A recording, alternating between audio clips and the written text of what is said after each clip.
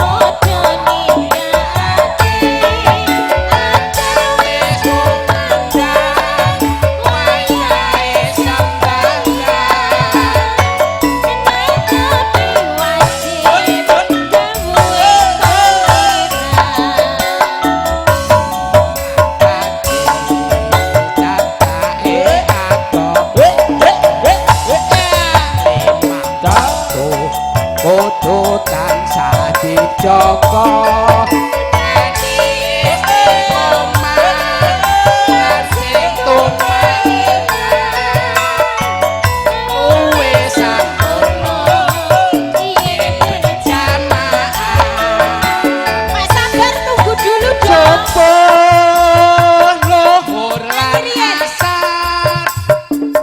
sholat saya pingat doke tidak mungkar joget se maghrib lan isya jakape kayokane ditambah sholat sunate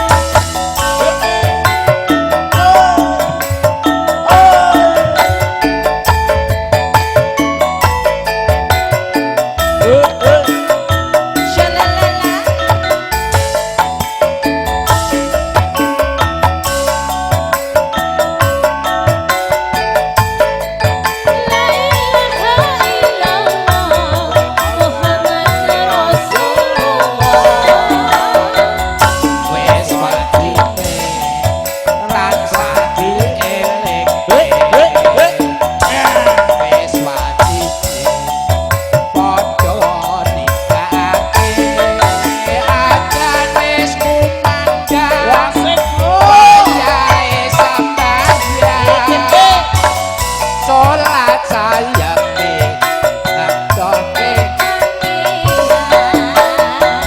sholat kaki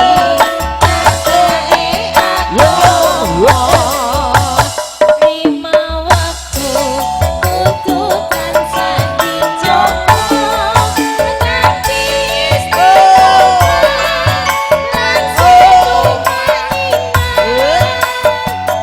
luwe sampurna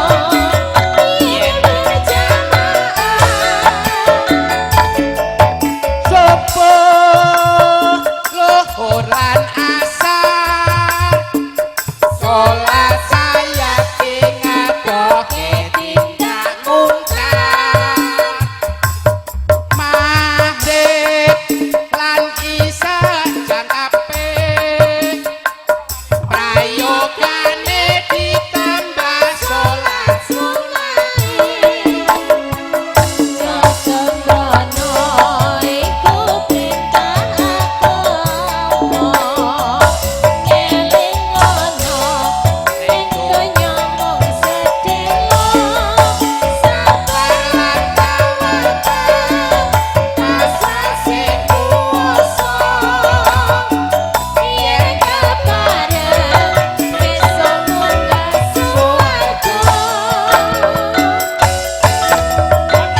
matur suwun Mas Etse. Matur suwun Pak Man.